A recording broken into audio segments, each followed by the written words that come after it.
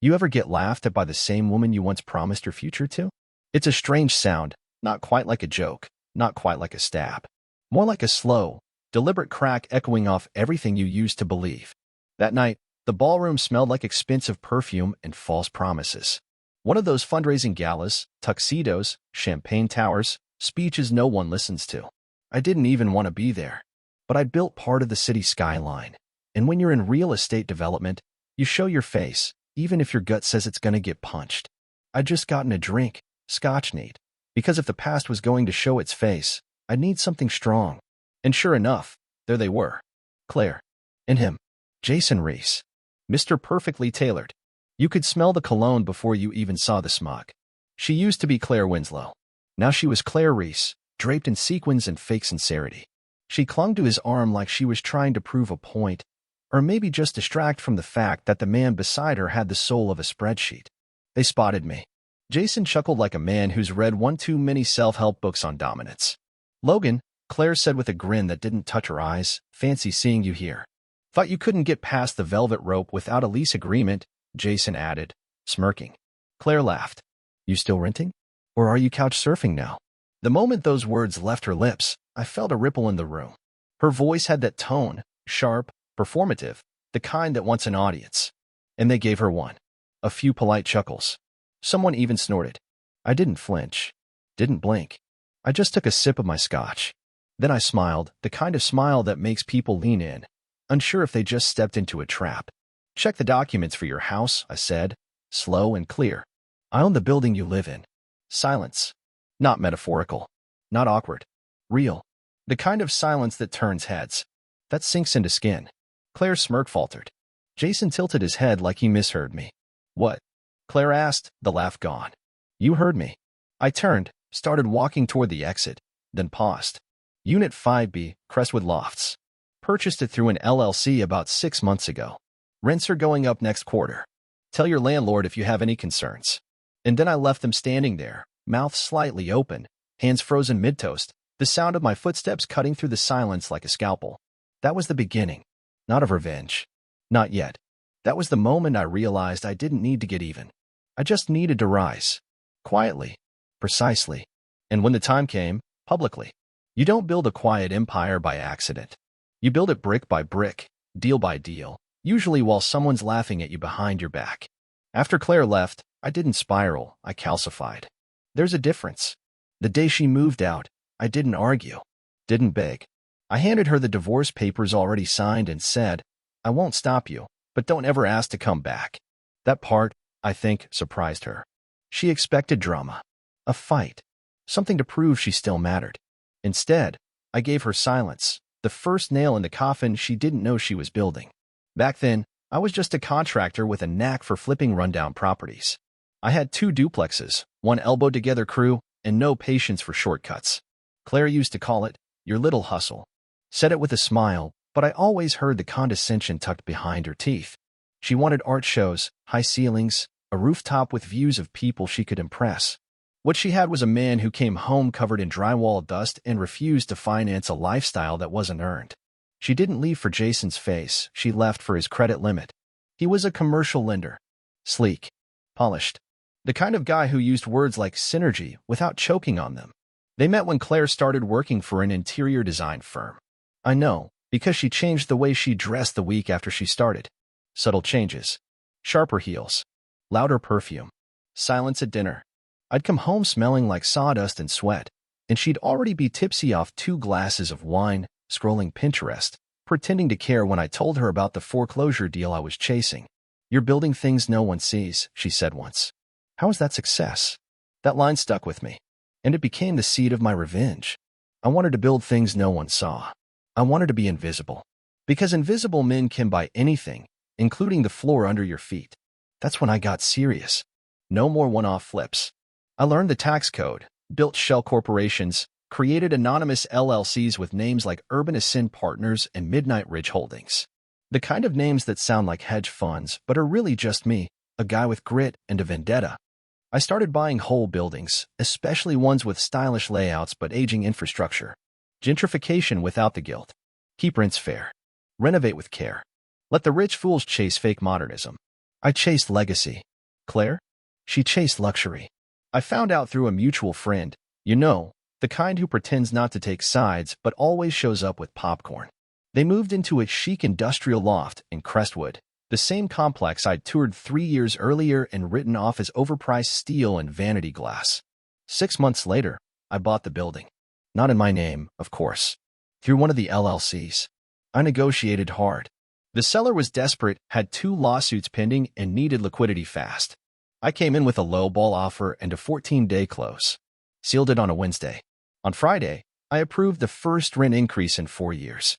Just a modest bump, 5%. Nothing illegal. Nothing cruel. Just enough to sting. Jason signed the lease renewal personally. It was his signature on the dotted line. I printed it, framed it, hung it in my office. Call it petty. I call it poetic. But here's the thing. I didn't just want them to live in a place I owned. I wanted them to be comfortable, complacent, because the best revenge isn't delivered in rage. It's served in silence, right when they think they've won. The night I bought that building, I didn't celebrate. I didn't pop champagne or call anyone. I sat on the floor of my empty office, drinking black coffee, staring at that lease agreement signed by Jason Reese, and I smiled the first real smile in months. There's a certain power in ownership. Not the flashy kind. The quiet kind. The kind no one sees coming until their heat gets turned off in January or their parking spot disappears without notice because the new management is restructuring. But I wasn't there yet. Not yet. First, I had to let them feel safe. Let them build their little nest in the apartment I owned. Let them post smiling selfies in front of the exposed brick and Edison bulbs. Let them think they'd landed somewhere special. Let them host dinner parties. That part came about 3 months later.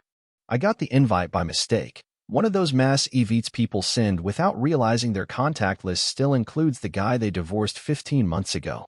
The subject line read, "Friendsgiving at the Loft," with a pumpkin emoji. Cute. I stared at the screen for a full minute before hitting yes. I didn't plan to go. Not at first. But then I thought, why not? I'm technically their landlord. It's not trespassing if you were invited, right? I showed up 15 minutes late. Not enough to be rude, just enough to make an entrance. Claire opened the door, and her expression dropped like a chandelier. She recovered quickly, forcing a smile like it was made of glass. "Logan," she said, eyes darting past me, maybe looking for a way out. You got the invite?" "I did," I replied, handing her a bottle of red I didn't care about. Figured I'd stop by. Beautiful space. Floors look great. Who refinished them? Jason appeared behind her, wearing that same smug expression he'd worn at the gala. "Oh, hey," he said, voice tight. "Didn't know you two were still in touch." "We're not," Claire said quickly. I smiled. "Well, we share a mutual investment." Jason blinked. Claire shifted her weight. I could practically hear their neurons firing, trying to decode what I meant. "Come on in," Jason said reluctantly, stepping aside. The place was packed. Wine glasses clinked, laughter bounced off the high ceilings, and the whole place smelled like overpriced candles and under-seasoned turkey. I moved through the room like a ghost with a deed. I nodded to a couple people I knew, developers, realtors, an architect who once pitched me a modular concept I turned down. Everyone played nice. Everyone smiled. But I could feel the whispers starting. I made my way to the kitchen where Claire was stirring cranberry sauce with more aggression than necessary. "Everything okay?" I asked, leaning on the counter. She didn't look up. "What are you doing here, Logan?" "Enjoying the fruits of my labor," I said calmly. "This island countertop? Part of the renovation budget. Quartz composite, right?" Her hand stopped mid-stir. "You're lying." I reached into my coat pocket and slid a copy of the original sale agreement across the marble surface. Her eyes scanned it, and her face went pale. "You son of a—" "I'm your landlord, Claire," I said, voice steady. "I own the building. Not just your unit, the whole thing. HOA board seat and all." Jason walked in at that moment. Saw the paper. His face did something between a blink and a twitch. "Everything all right?" he asked. Claire was speechless. "Oh, we're great," I said, standing up. "Just talking shop. Property ownership.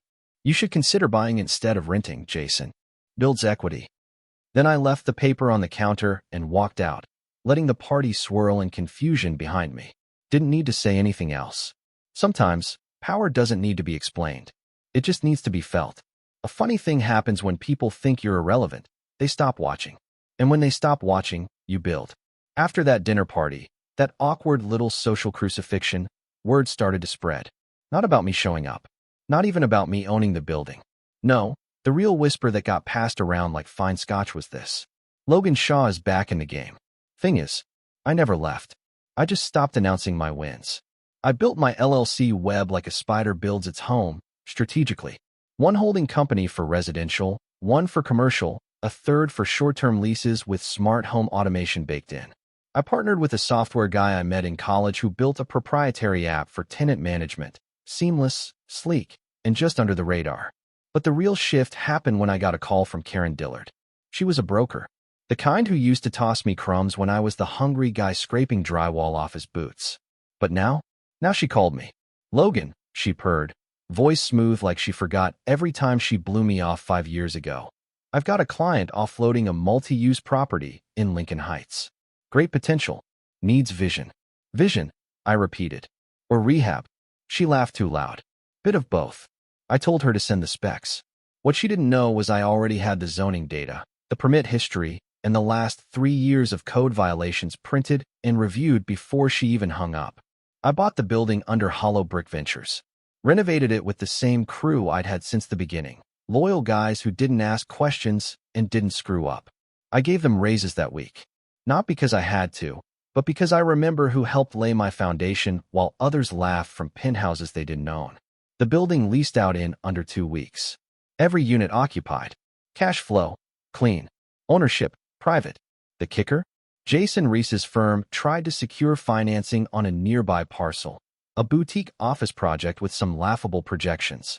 Claire had designed the pitch deck. I recognized her aesthetic immediately. All angles and artificial warmth.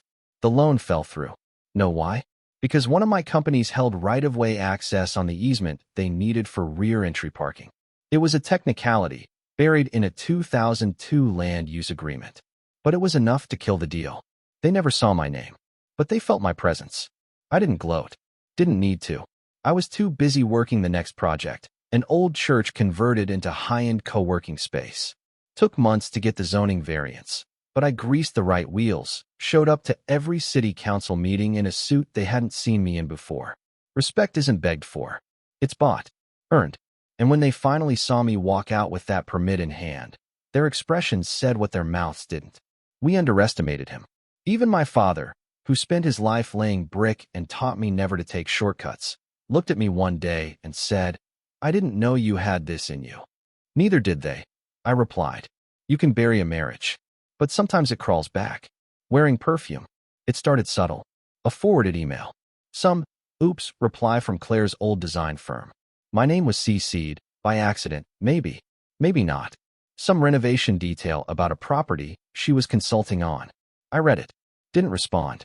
2 days later, a text. "Claire. Hey, hope you're doing okay. Just wanted to say, I've been thinking about you lately." That dinner party was a surprise. I stared at the message like it was written in some forgotten language. No apology. Just a vague dip into nostalgia, like we were ex-classmates bumping into each other at a reunion. I didn't answer. 2 days after that, another. "Claire, do you remember our trip to Montreal? That cabin with the glass ceiling? I passed a place that looked just like it. Made me smile. Cute." She was warming up the old nostalgia weapon. Thing is, nostalgia's just regret wearing a pretty dress. I responded. Me? Yeah, I remember. You brought your laptop on that trip. Worked through every dinner. Told me I'd never make real money doing manual labor. 3 dots. Typing. Then silence. Perfect. She resurfaced again at a fundraiser gala. Same venue as the first. Same energy. But this time, I didn't come solo. Her name was Audrey. Commercial architect. Smart, self-made, and sharp enough to cut glass with her words. She didn't cling to my arm. She walked beside me, like an equal. When she laughed at my jokes, it wasn't to impress anyone. She laughed because they were actually funny. Claire noticed. Of course she did. She found me at the bar, like some deja vu ghost repeating a scene with worse timing. "Logan," she said. "Didn't expect to see you again so soon."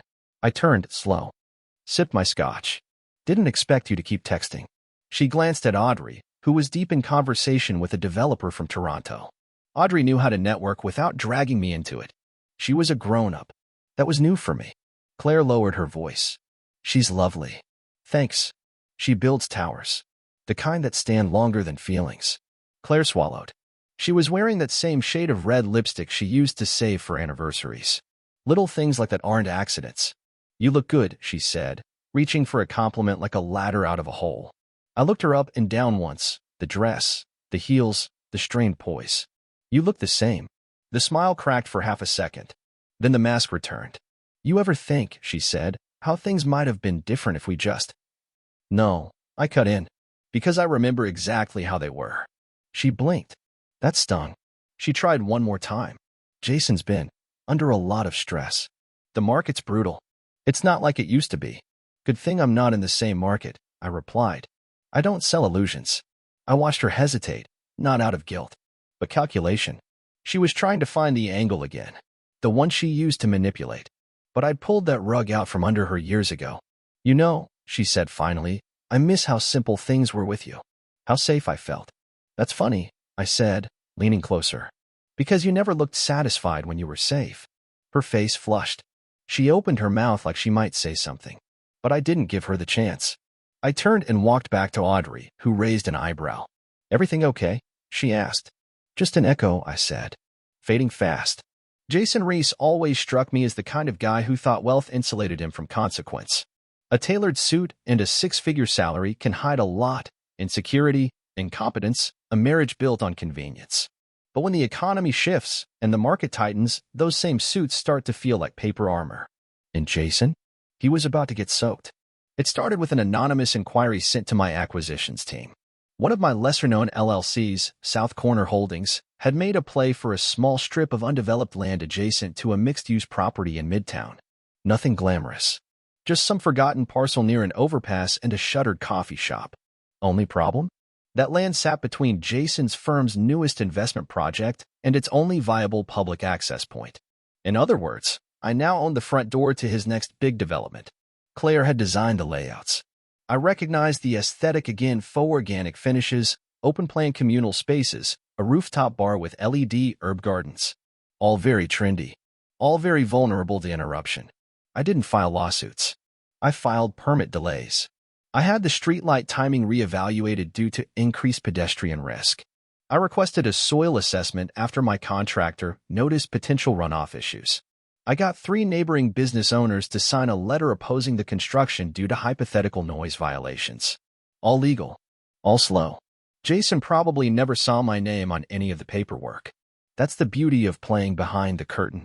He just knew someone was jamming the gears. Then came the call. Karen Dillard again, voice clipped and professional this time. There's a situation, she said. What kind? The Reese development. They need to renegotiate. Zoning board's holding their permits, and Jason's desperate. Desperate enough to take a meeting? I asked. She hesitated. He doesn't know it's you. Then let's keep it that way. We scheduled lunch at a place where I used to be ignored. Now I had a corner table with a nameplate.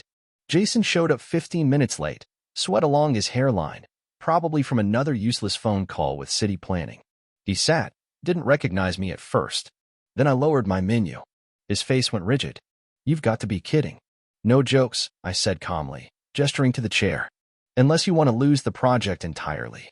He sat down, tension in every movement. He looked around, like someone might leap out and yell gotcha. You blocked access to our site. I own the land. That's not blocking. That's boundary enforcement. You don't even need that parcel. Correct, I said. But I want it. He clenched his jaw. So what's this about? Revenge. I let the silence hang for a beat too long. Then I smiled. Jason, you married a woman for status. She left a man she thought had none. That's not revenge. That's just math. You're a petty son of a... I held up a hand. Relax. This isn't personal. It's business. You want access? Lease the right-of-way. 10-year term. Premium rate. He stared at me, stunned. You're serious? I'm a developer. I take undervalued property and extract maximum value. And Claire, what about her? You're using her. She used me, I said, cold now. You both did. But she doesn't live rent-free anymore. And neither do you. Jason left without finishing his drink. The next day, his firm signed the lease. They paid 38% over market rate. And I added another framed document to my office wall. A lease agreement, initials JR at the bottom, time-stamped and notarized. right next to the one from Crestwood Lofts. When your ex-wife starts showing up in family group texts again, it's never random. My sister, Natalie, she's sharp. She sees through smoke, always has.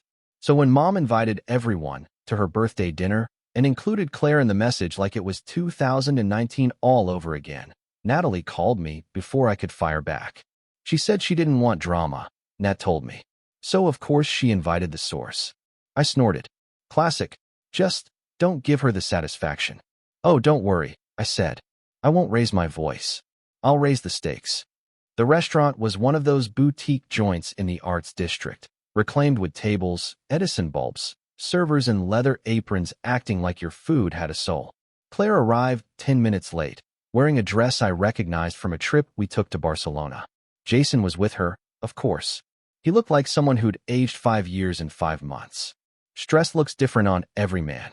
On Jason, it looked like loosened collars and visible irritation every time someone asked what he did for work. I sat across from them, Audrey at my side, effortlessly elegant as ever. She didn't dress to compete with Claire. She dressed like she didn't need to. My mother beamed like she had her old puzzle pieces back in place. So lovely we could all be here together, she said, clasping her hands. Claire smiled politely. Jason poured himself more wine. It was fake. All of it.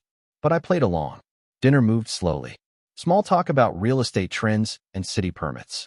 Jason tried to downplay his struggles with phrases like reevaluating timelines and optimizing partnerships.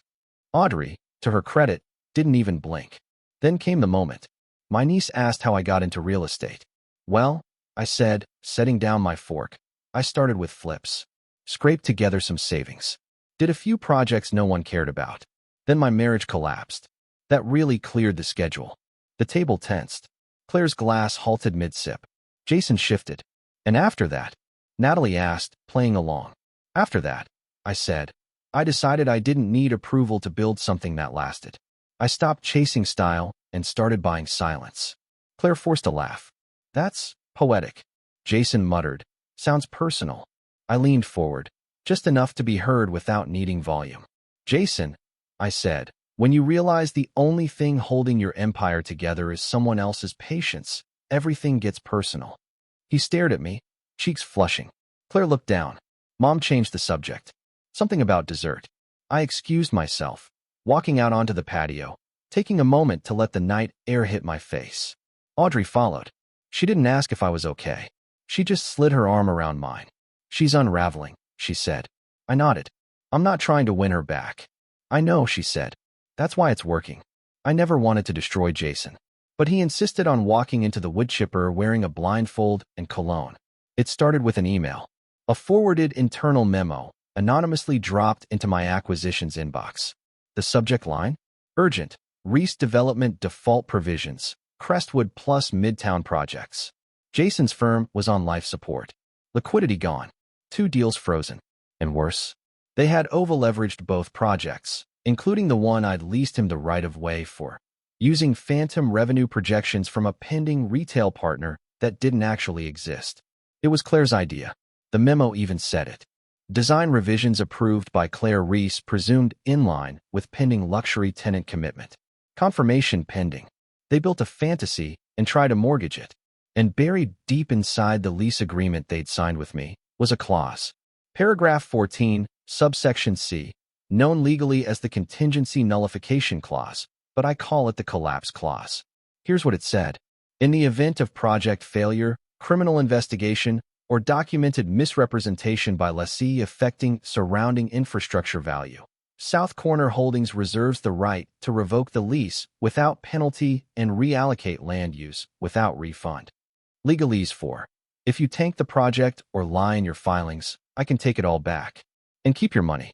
It was airtight. Audrey helped me draft it. And when I signed it into the deal, I never expected to use it. But here we were. I activated the clause. Sent a formal notice. 30 days until the lease was terminated. Which meant Jason's project had no front entrance. Which meant no permits. No tenants. No revenue. And no mercy. I heard from Karen Dillard again. This is personal now, isn't it? She asked. No, I said. It's surgical. Jason called me personally. First time ever. His voice was raw. Logan, You don't have to do this. I do, I said, pacing my office. You just didn't realize you were already bleeding. We can renegotiate. You lied to your investors, Jason. You used fake tenants, inflated projections, and built your project on land you thought no one would ever dare reclaim. You made your bed. I paved the road under it. Silence. Then, Claire didn't know. She knew. I cut him off. She just didn't think I was watching. That was the moment he broke. I heard it in his breath. And then, days later, Claire called. I shouldn't have answered. But I wanted to hear her voice when she realized how far I'd come. Logan, she said, soft. I didn't know it was your clause. I wouldn't have signed off. You were the one who called me small, I said. The one who laughed when Jason said I couldn't afford a house.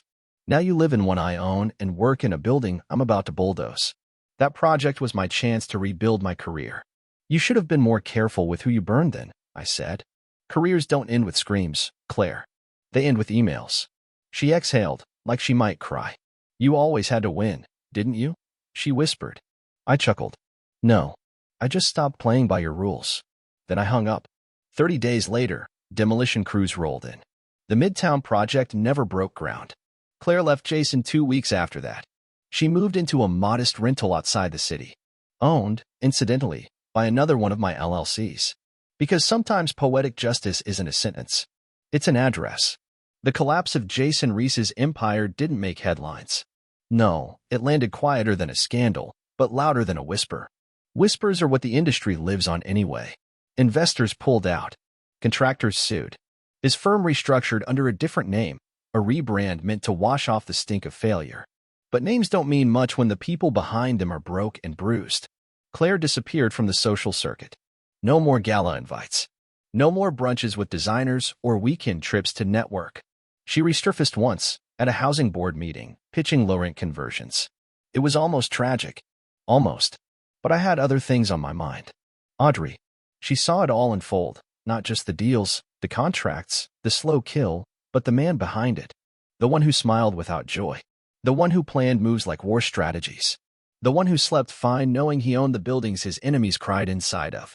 And one night, after everything settled, she asked me the question that gutted me more than any of Jason's jabs or Claire's betrayal ever did. We were at my place. Just us. No meetings. No leverage. No more plans to hatch. I was making coffee, barefoot, t-shirt half wrinkled. She sat on the couch, legs tucked under her, watching me like she saw something I didn't. Logan, she said, what now? I paused. The spoon I was stirring with stopped, hovering over a mug that suddenly felt heavier than porcelain. What do you mean? I mean, what do you do when there's no one left to prove wrong? The air shifted. She hadn't said it with judgment. Just clarity. The kind that hits harder than blame ever could. I leaned on the counter and looked at her, really looked. Her hair messy from sleep. No makeup. No walls. Just Audrey. You think this was about proving something? I asked. She tilted her head. Wasn't it? I didn't answer right away. Because the truth is, I didn't know anymore. When Claire left, she didn't just take her clothes and her ring. She took my center of gravity. She took the illusion that love, loyalty, and respect were owed. That being good was enough. So I stopped being good. I became precise. Everyone I stacked was meant to say, you bet wrong. Every contract I enforced whispered, you could have stayed. And now? Now the board was empty. The pieces cleared. And I was alone in a penthouse with a view of everything I owned, but no idea what I was still chasing. Audrey stood and crossed to me. You've built something incredible, she said, laying a hand on my chest. But not all blueprints are for buildings. Some are for rebuilding you. She wasn't trying to fix me. That's what made her dangerous. She expected me to do it. I set the coffee aside, pulled her close. And for the first time in years, I kissed someone without the taste of revenge in my mouth. Just peace. The kind I hadn't let myself want. It's strange how a place can haunt you even when no one dies inside it. Claire and I used to live in a brownstone on 14th and Alder, one of those historic units with ivy climbing the brick and window boxes someone always meant to replant. Back then, I thought it was our forever home. Now it was just coordinates. I hadn't set foot near it since she left. I sold the place in the divorce. Let her keep the furniture, the silver, the decor she insisted we invest in. It didn't matter. I bought the house. I paid the mortgage. I knew she'd never hold on to it. She didn't. 3 years later, it was back on the market. This time, under foreclosure. I could have let it slide. Could have looked the other way. But I didn't. I made the call. Offered cash. Low ball.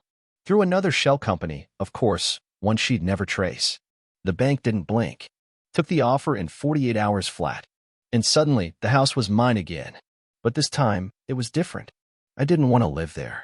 I just wanted to see it. To walk the halls where I once slept next to a woman who told me she loved me while texting someone else goodnight. To open the closet where I found the hotel receipt that didn't match any business trip she'd ever mentioned. To run my hand over the kitchen counter where she stood laughing barefoot, wine glass in hand, the night before she filed the papers. I pulled up to the curb late on a Sunday afternoon. No one was around. The street was quiet. That fake, picturesque kind of quiet where the past has nowhere to hide. I walked up the front steps, keys in hand. And when I opened the door, the silence inside hit me like a gut punch. No furniture. No pictures. No laughter echoing from a memory. Just empty rooms. Like the house had finally run out of lies. I stepped inside. The hardwood creaked in the same place it always had near the hallway. The living room still smelled faintly of old roses and lemon polish. Probably the ghost of whatever cleaner she'd used to impress people. I walked slowly, letting the memories come. The night she told me she was unhappy. The argument that followed. The quiet afterward that stretched like a canyon across the dinner table. I stood in the doorway of the bedroom. No bed now. Just space.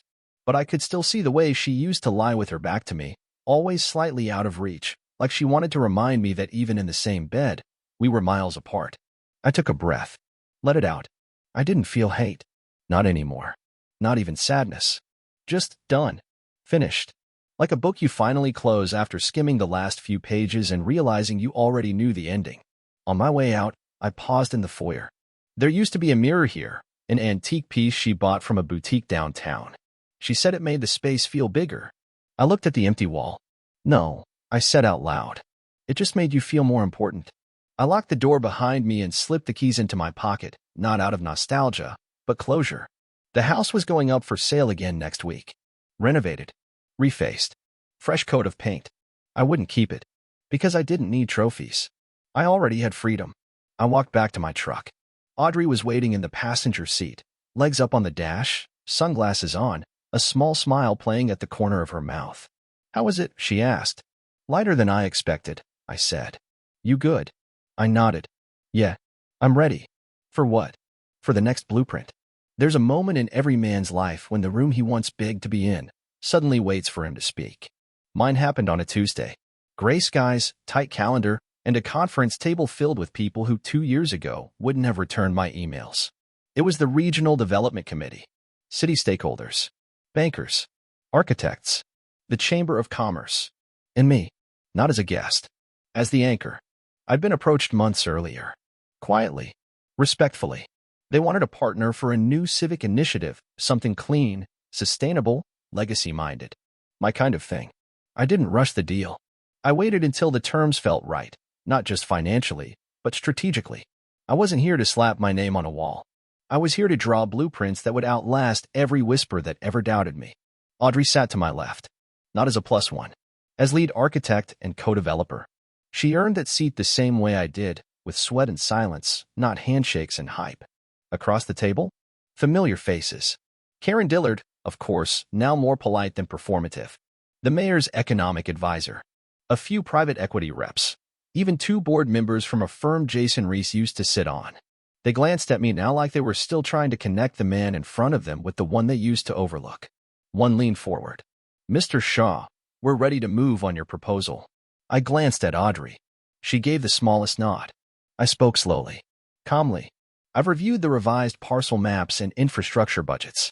If we're committing to a 10-year development timeline, then I need 3 things. They tensed. I continued. Autonomy and contractor selection, zoning protections through Phase 2, and a public use clause built into the green space. The table murmured. Someone whispered about flexibility. I cut in. If you want my funding, that clause stays. This city doesn't need another glass palace for lawyers and overpriced cafes. It needs a space that earns its footprint. Karen looked at me differently then. Like she finally saw it, the man behind the empire. Not just the developer. The damn cornerstone. The mayor's guy nodded. Done. A quiet settled. They'd agreed. Not because I threatened them. Because I didn't have to. After the meeting, Audrey and I walked the site together. 3 acres of broken asphalt, faded graffiti, and wind-scattered debris. You really going to name it after your dad? She asked, adjusting her hard hat. Yeah, I said. He built houses his whole life. Never saw one with his name on it. That changes now. She smiled. We stood there for a moment, just looking out over nothing. But I didn't see nothing. I saw the bones of something real. Not revenge. Legacy. The kind you build when you've already won the war, and now all that's left is to decide how history remembers your name.